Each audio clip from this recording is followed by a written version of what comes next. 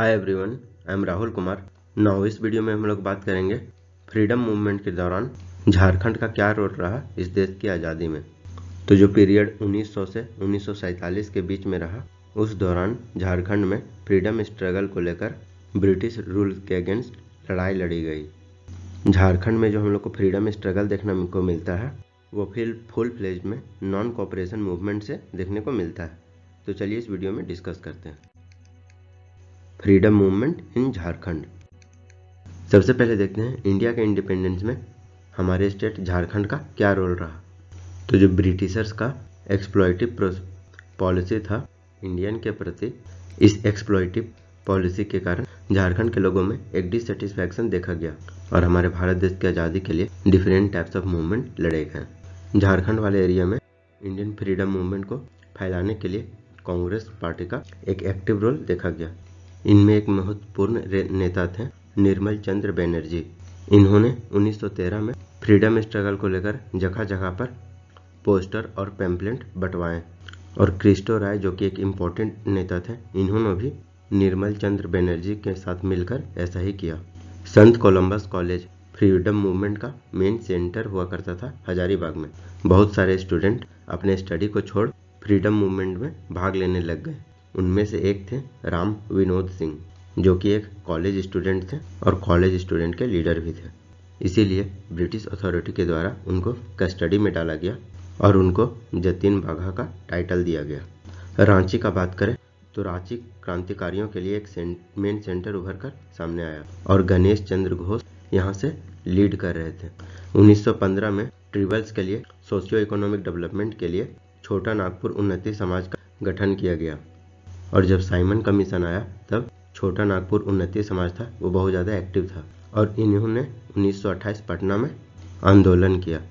18 दिसंबर 1928 को रांची में एसके सेनाई के प्रेसिडेंटशिप में एक मीटिंग ऑर्गेनाइज करवाया गया।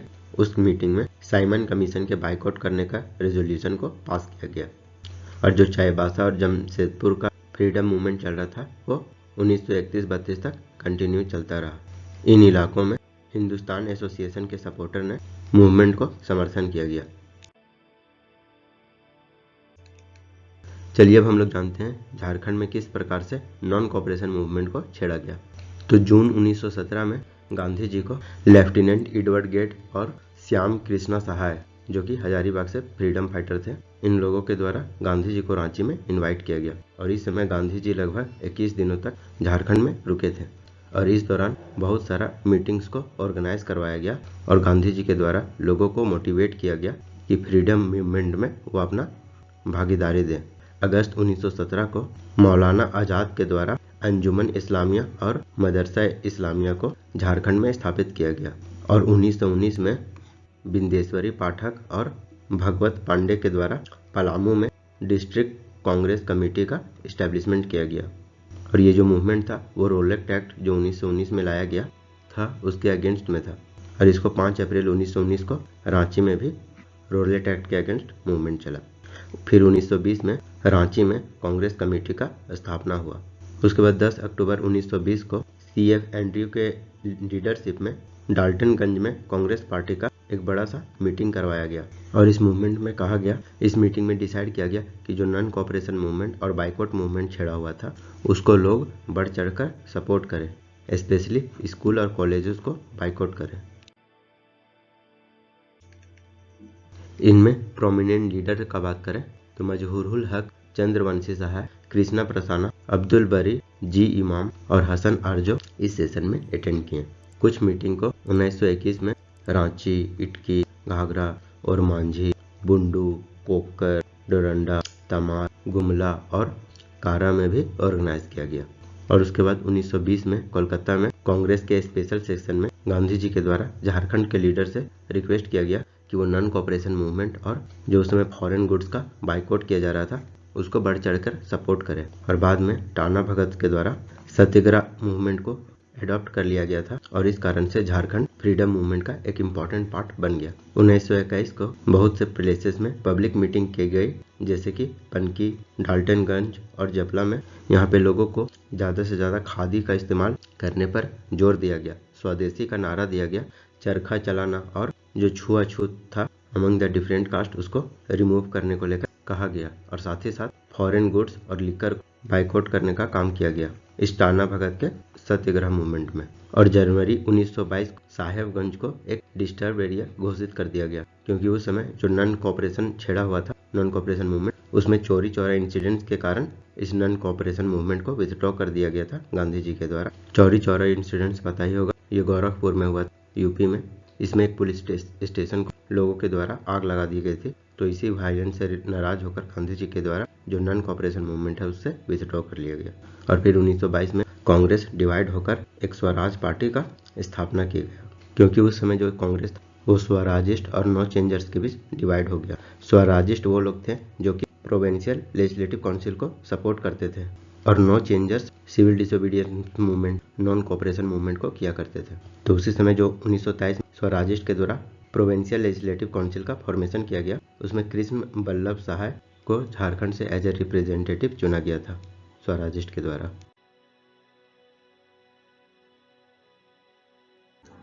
ये जो नॉन कोऑपरेशन मूवमेंट है ये झारखंड के बहुत सारे प्लेसेस देखने को मिला। जैसे कि पहला बात करते हैं पलामू की, तो इसमें लगभग 3000 लोग कांग्रेस पार्टी से ज्वाइन हुए। इसमें यदुवंश सहाय के लीडरशिप में किसान मूवमेंट को पलामू से लॉन्च किया गया और नॉन कोऑपरेशन मूवमेंट के लिए इंकरेज किया गया। इसका मेन उद्देश्य था जो टेनेंट्स के कंडीशन थे और एग्रीकल्चरल लेबरर के कंडीशंस को इम्प्रूव करना पलामू वाले क्षेत्रों में। वहीं रांची का बात करें तो झारखंड में ये नॉन कोऑपरेशन का मेन सेंटर हुआ करता था। इसमें मेन लीडर का बात करें तो गुलाब तिवारी, स्वामी विश्वनंद और मौलवी उस्मान शामिल थे। इस बाइकआउट मूवमेंट का स्टार्ट फर्स्ट वर्ल्ड वार जो कि 1914 से 18 के बीच देखा गया था, उसके खत्म होने के बाद स्टार्ट हुआ। रांची में कोनहर पांडे के द्वारा जो टाना भगत का मूवमेंट चल रहा था उसमें लोगों को इकट्ठा करके साइमन कमीशन के अगेंस्ट डिमॉन्स्ट्रेशन किया गया, धरना दिया गया। साइमन कमीशन 3 फरवरी 1927 को इंडिया आए थे। उसका पूरा देश भर में स्ट्रांगली प्रोटेस्ट हो रहा था क्योंकि उसमें एक भी भारतीय शामिल नहीं था। और वही प्रोटेस्ट में जो नो चेंजर के लीडर थे लाला लाजपत राय, वो जख्मी हो गए और अस्पताल में उनका देहांत हो गया था, जिसके कारण लोगों में गुस्सा भड़क उठा। और झारखंड में बात करें स्पेशली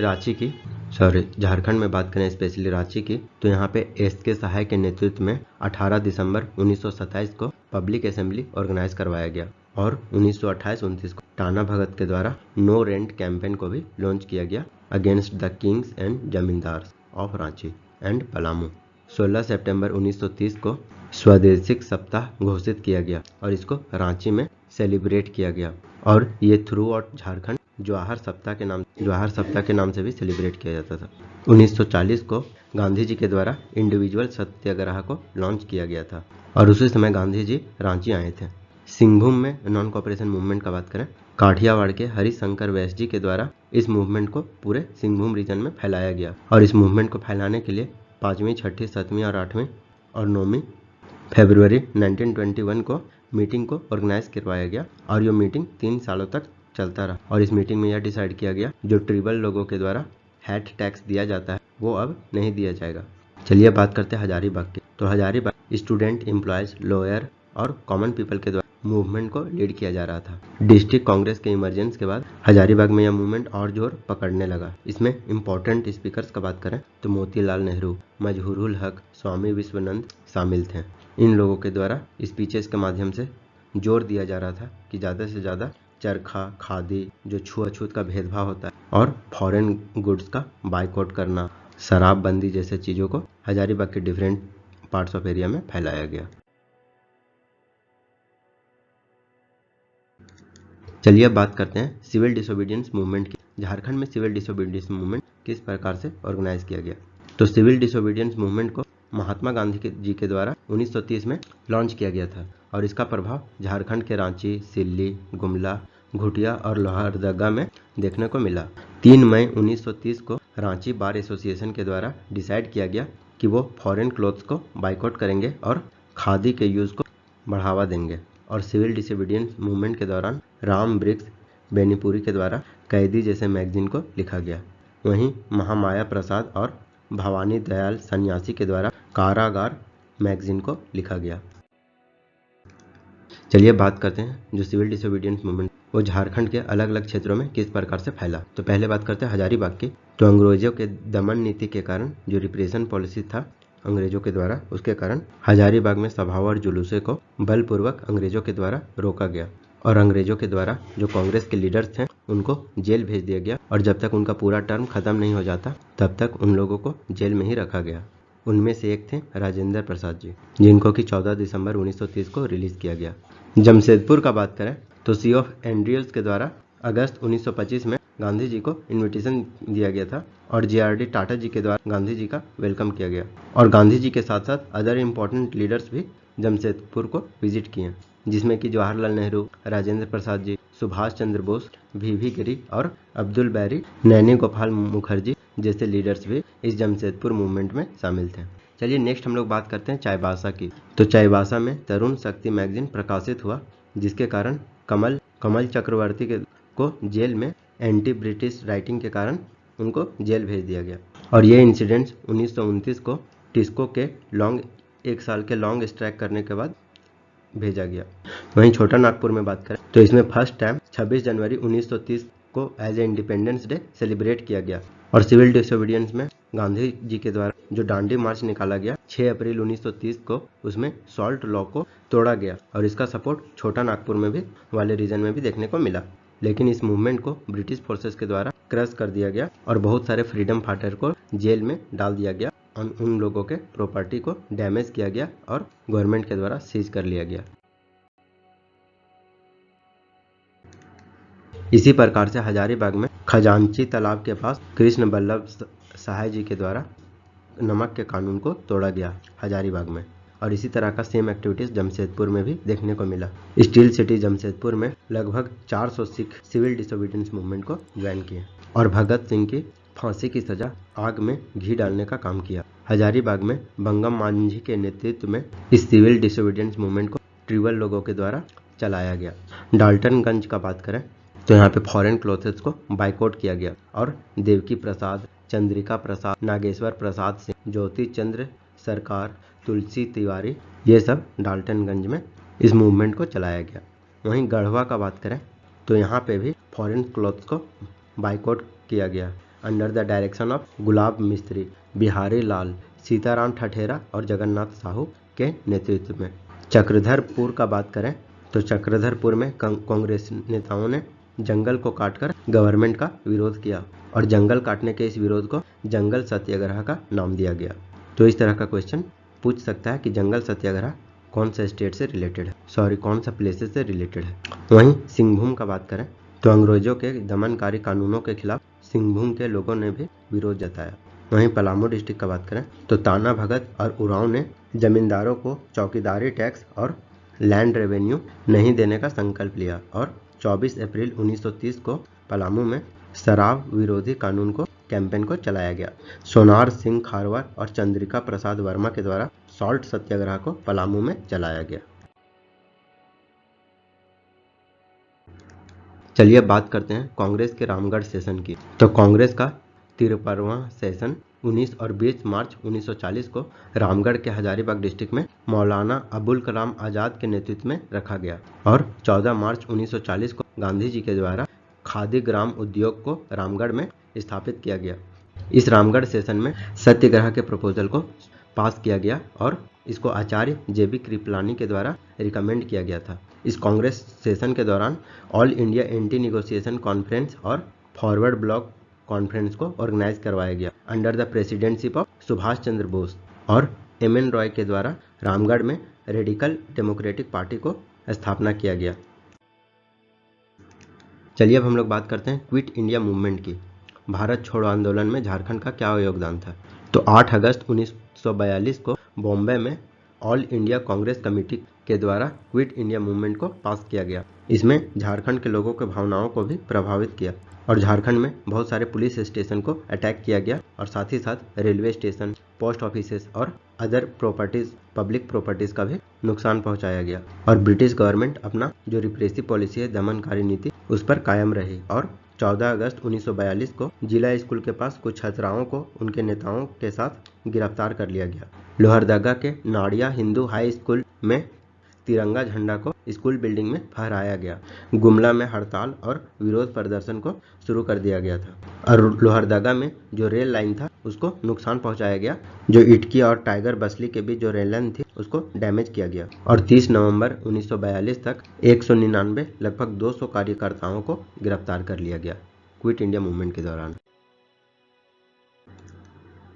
अब चलिए हम लोग समझते हैं झारखंड के अलग अलग क्षेत्रों में क्विट इंडिया मूवमेंट किस प्रकार से फैला। तो पहला गिरिडीह का बात करें तो गिरिडीह में ट्रांसपोर्ट और कम्युनिकेशन नेटवर्क को इस क्विट इंडिया मूवमेंट के कारण डिस्टर्ब किया गया। हंटरगंज पुलिस एरिया में लोगों के द्वारा चौकीदार टेस्ट देने से डिनाई कर दिया गया कि ब्रिटिश गवर्नमेंट को किसी भी तरह का चौकीदार टेस्ट नहीं दिया जाएगा। वहीं रांची का बात करें तो झारखंड में जो क्विट इंडिया मूवमेंट चल रहा था उसका एपिसेंटर रांची को बनाया गया। टाना भगत के द्वारा इस मूवमेंट को एक्टिव रोल प्ले किया गया। टाना भगत के द्वारा बिष्णुपुर पुलिस स्टेशन को आग लगा दिया गया और रांची में नामकुम और टाटी सिलवे के बीच जो टेलीफोन और टेलीग्राम को इंस्टॉल किया गया था उसको डैमेज किया गया। दो लीडर्स गंगा महाराज और गोविंद भगत को इसी के कारण 16 अगस्त 1942 को अरेस्ट कर लिया गया। लोगों को ब्रिटिश रूल के खिलाफ भड़काने के आरोप में इन दोनों नेताओं को गिरफ्तार कर लिया गया। जमशेदपुर का बात करें 30 अगस्त 1942 को जितने भी स्टील सिटीज के वर्कर्स थे, एम्प्लॉयर्स थे, उन लोग स्ट्राइक पर चले गए। उन लोगों के द्वारा हड़ताल किया गया और रामचंद्र तिवारी के नेतृत्व में पुलिस ने विद्रोह कर दिया। तो ये जो पुलिस मुटनी हुआ, इस पुलिस म्यूटनी में बहुत सारे पुलिसमैन को अरेस्ट कर लिया गया और हजारीबाग के जेल में भेज दिया गया। और जो लेबर के लीडर्स थे जैसे कि सीवी राजू, रेमी गिंगिया और अदल को अरेस्ट करके जमशेदपुर के जेल में भेज दिया गया। चलिए नेक्स्ट बात करते हैं पलामू की। पलामू डिस्ट्रिक्ट में पुलिस के द्वारा बहुत सारे नेशनलिस्ट लीडर को अरेस्ट कर लिया गया, जिनमें से कुछ नाम थे जगन नारायण पाठक, महावीर वर्मा, राजेश्वरी सरोज दास, युदुनंदन तिवारी, देवराज तिवारी, यदुबन सहाय और गौरी शंकर जैसे नेशनलिस्ट लीडर को गिरफ्तार कर लिया गया। यहाँ पे पब्लिक प्रॉपर्टीज को नुकसान पहुंचाया गया और आग लगा दिया गया। बहुत सारे शराब भट्टियों को आग लगा दी गई, रेलवे लाइन्स को उखाड़ा गया और कुछ ताना भगत के द्वारा तिरंगा फ्लाइट को फहराया गया चंदवा पुलिस स्टेशन के पास।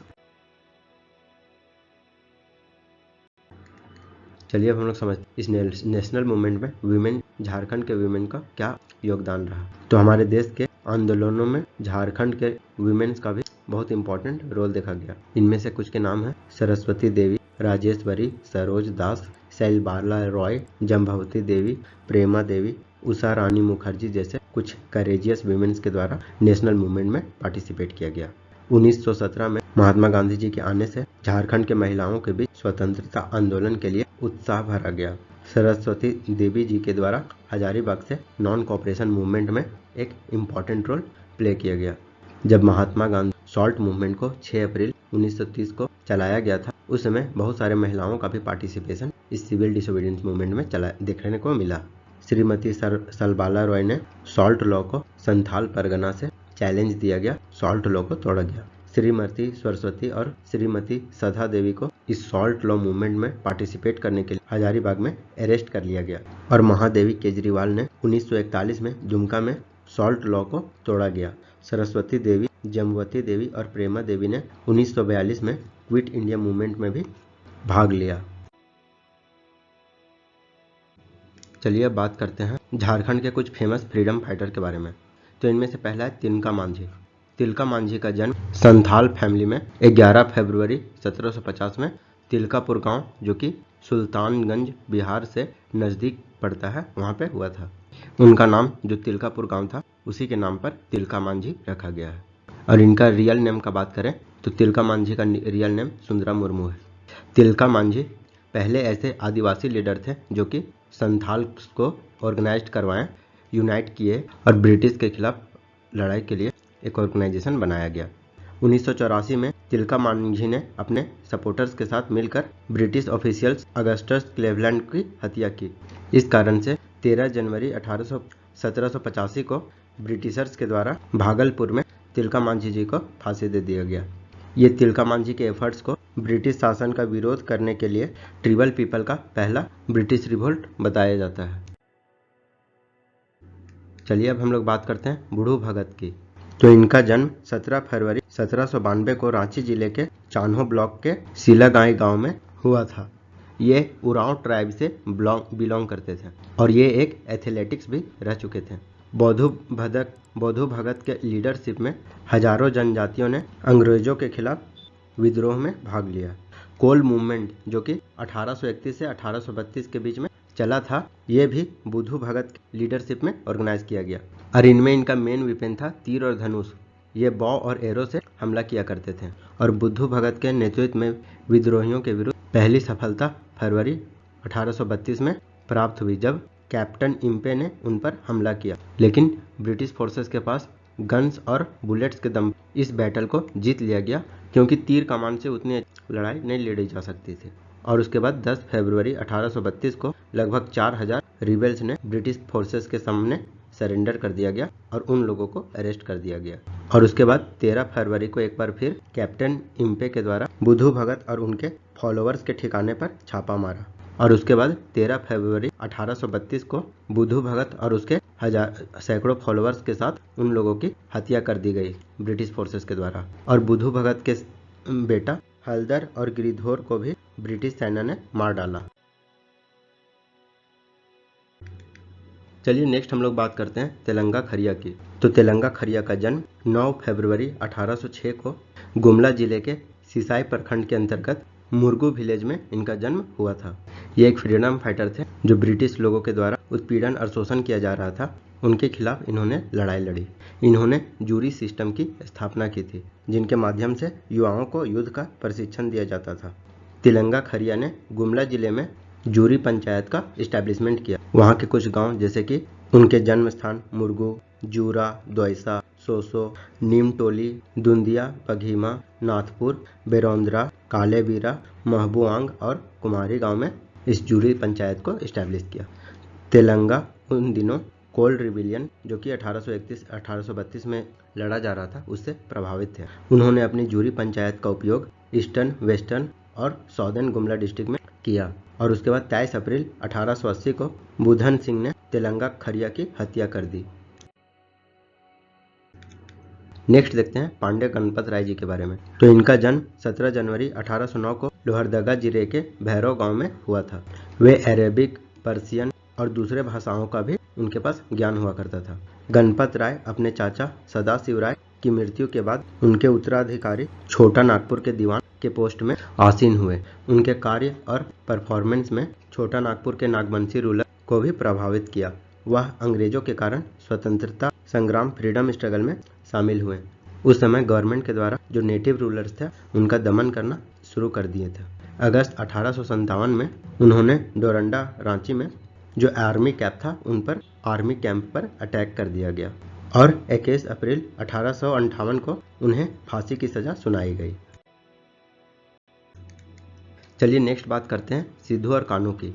सिद्धू और कान्हू संथाल परगना के महान योद्धा थे। उन्होंने अंग्रेजों के खिलाफ ट्रिपल स्ट्रगल को आगे बढ़ाया। सिद्धू का जन्म 1815 में, वहीं कान्हू का जन्म 1820 में हुआ था और सिद्धू में बचपन से ही लीडरशिप का क्वालिटी देखा जा सकता था। सिद्धू और कान्हू दोनों भाइयों ने ब्रिटिश के अगेंस्ट जो ऑपरेशन, एक्सप्लॉयटेशन, करप्शन और इग्नोरेंस किया जा रहा था उनके खिलाफ लड़ाई की। दोनों भाइयों ने रिवोल्ट करने से पहले पीसफुल और कॉन्स्टिट्यूशनल मीन्स के तरीके को अपनाए और दोनों भाइयों ने लोगों से आग्रह किया कि ब्रिटिश सरकार से विद्रोह के लिए, फ्रीडम स्ट्रगल के लिए हर घर में किसी एक व्यक्ति को उनके संगठन में शामिल होने के लिए भेजें। और 30 जून 1855 को भोगनाडीह, जो कि अभी का साहेबगंज जिला है, वहां पर ब्रिटिश सेना की एक टुकड़ी को हरा दिया जो उनके विद्रोह को चलने के लिए भेजी गई थी। उन्होंने अंबर परगना, जो कि पाकुड़ जिले में लोकेटेड है, और मुर्शिदाबाद की ओर आगे बढ़े और उनको कैप्चर करने की कोशिश की गई सिद्धू कान्हू के द्वारा। लेकिन अपने समर्थकों के विश्वासघात के कारण सिद्धू और कान्हू को अरेस्ट कर लिया गया और 26 जुलाई 1856 को ब्रिटिश गवर्नमेंट के द्वारा उन्हें फांसी दे दी गई। चलिए नेक्स्ट हम लोग बात करते हैं ठाकुर विश्वनाथ सहदेव की। इनका जन्म 12 अगस्त 1817 को सतरांजी गांव में हुआ था। विश्वनाथ नागवंशी राजपूत से बिलोंग करते थे और इनका रिलेशन छोटा नागपुर के महाराजा पालकोट से भी था। उन्होंने देश की आज़ादी के लिए लड़ने का फैसला किया और वो वेट कर रहे थे एक अपॉर्चुनिटी की जिसमें कि एंटी ब्रिटिश मूवमेंट के खिलाफ लड़ा जा सके। 1855 में इस रिवोल्ट को ब्रिटिश रूल के अगेंस्ट लड़ा गया और खुद को उन्होंने इंडिपेंडेंट घोषित कर दिया। जो 1857 का फ्रीडम मूवमेंट था वो छोटा नागपुर में बहुत ही एग्रेसिव तरीके से लड़ा गया। इसमें रिबिलियस फोर्सेस का बात करें तो जमींदार महादेव सिंह राजा तैकत सिंह और शेख भिखारी शामिल थे। इन लोगों के द्वारा सपोर्ट प्रदान किया गया। लेकिन अंग्रेजों के द्वारा ठाकुर विश्वनाथ सहदेव जी को रांची के जिला स्कूल के गेट के सामने फांसी दे दी गई और सभी 97 गांवों में जहां सहदेव सिंह का शासन चलता था उस पर कब्जा कर लिया गया और सतरंजी और हटिया को कम्प्लीटली डिस्ट्रॉय कर दिया गया ब्रिटिश फोर्सेस के द्वारा। चलिए अब हम लोग नेक्स्ट बात करते हैं गंगा नारायण सिंह जी की।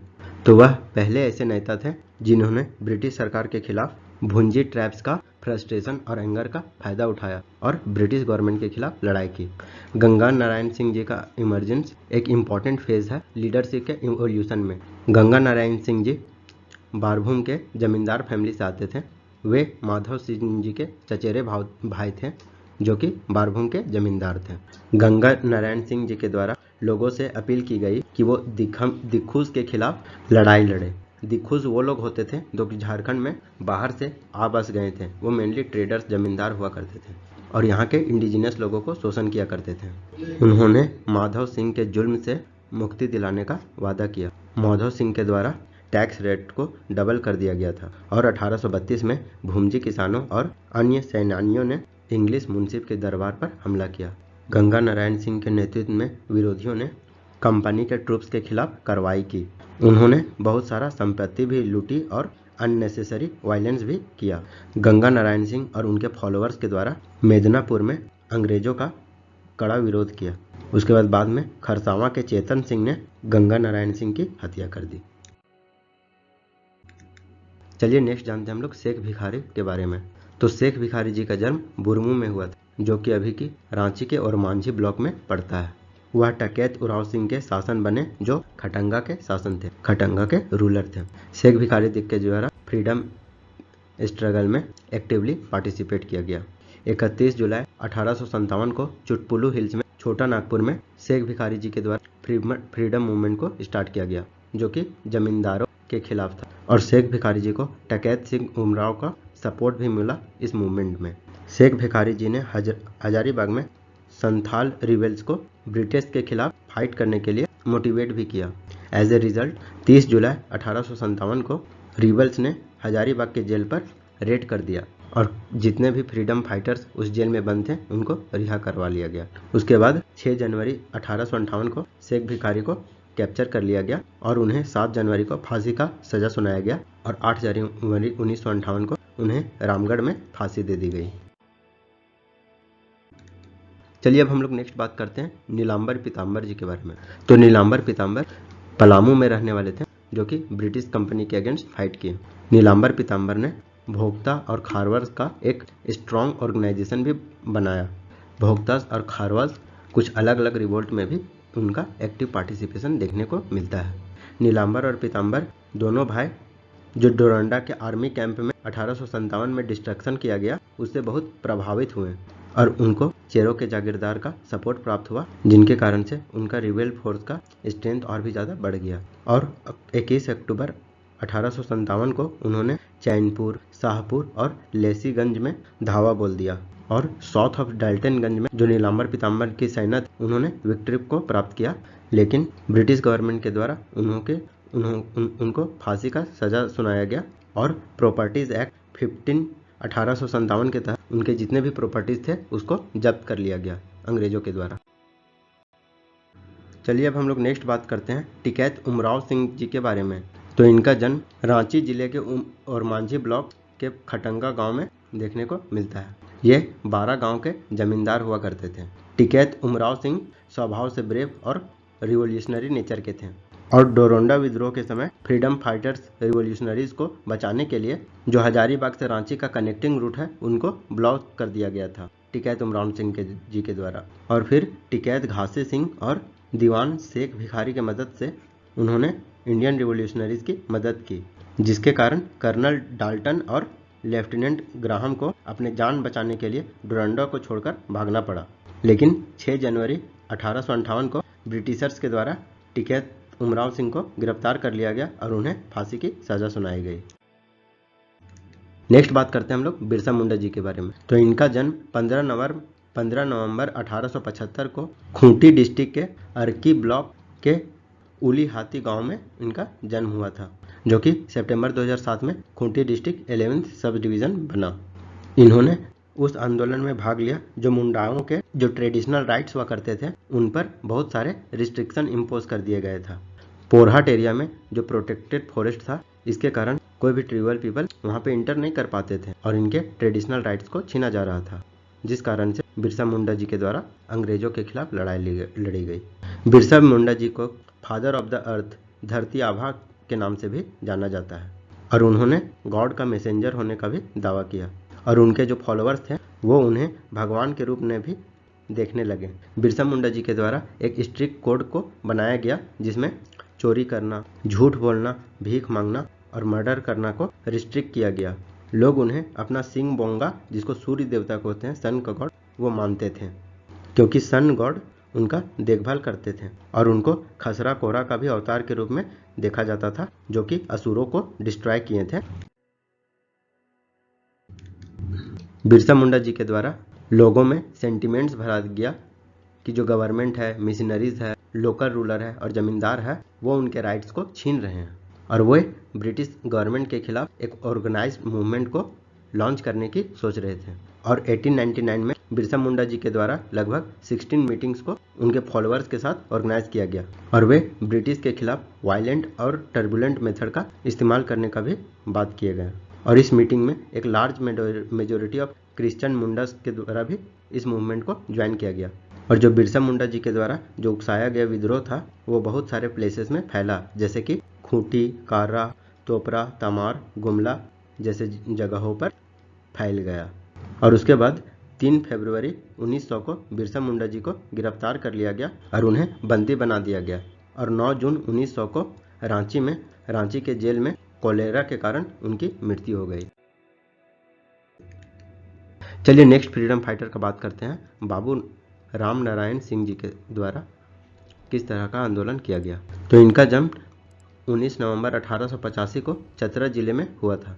ये एक पॉलिटिकल एक्टिविस्ट थे जिन्होंने गांधी जी को नॉन कोऑपरेशन मूवमेंट और क्विट इंडिया मूवमेंट में सपोर्ट किए और आज़ादी के बाद इनको चतरा कॉन्स्टिट्यूएंसी से मेंबर ऑफ पार्लियामेंट भी चुना गया। स्वराज लुट गया बापू पुस्तक बाबू राम नारायण सिंह जी के द्वारा ही लिखा गया था। तो ये स्वराज लुट गया इंपॉर्टेंट है, एग्जाम पॉइंट ऑफ व्यू से पूछा जा सकता है ये किसके द्वारा लिखा गया है। और राजेंद्र प्रसाद जी के द्वारा इनको छोटा नागपुर के केसरी की उपाधि भी दी गई। Last but not the list, Jatra Bhagat के बारे में देखते हैं। इनका जन्म सितंबर 1888 को चिंगरी गांव या चेपरी गांव जो कि गुमला डिस्ट्रिक्ट में पड़ता है, वहां पे इनका जन्म हुआ था। 1914 में उन्होंने कुरिक रिलीजन जो कि एक एंशिएंट रिलीजन है, इसका रिस्टोरेशन के लिए काम किया गया जो कि उरांव ट्राइब के सुप्रीम गॉड माने जाते हैं। तो ये कुरिक रिलीजन उरांव ट्राइब से रिलेटेड है, ये एग्जाम में पूछा जा सकता है। और अप्रैल 1914 में उन्होंने अपने साथी ग्रामीणों के साथ ल्यूमिनस फिगर धर्मेश का प्रेयर किया। धर्मेश भगवान ने उन्हें ट्रूथ को फैलाने की आदेश दिया और जतरा भगत के द्वारा डिक्लेयर किया गया कि उनके एक सपने में जो धर्मेश भगवान थे सुप्रीम गॉड उरांव का, वो आए थे और उन्होंने जो झाड़ फूक सुपरस्टिशंस होते हैं उसे छोड़ने का विश्वास दिलाया और जो एनिमल सेक्रीफाइस किए जाते हैं, एनिमल फूड, लिकर्स को गिव अप करने का आदेश दिया। और खेतों में जोताई के दौरान जो जानवरों मवेशियों के ऊपर अत्याचार होती थी उसको भी त्यागने का आदेश दिया ताकि लोगों के द्वारा जो सुपरस्टिशन समाज में फैले हुए हैं उस पर काबू पाया जा सके। और फिर 1921 में उनका मुलाकात गांधी जी से हुई और 1927 में उन्होंने साइमन कमीशन के अगेंस्ट भी अंग्रेजों के खिलाफ आंदोलन में भाग लिया। तो यदि आपको यह वीडियो अच्छा लगा हो तो लाइक करें, सब्सक्राइब करें और शेयर करें एंड थैंक्स फॉर वॉचिंग।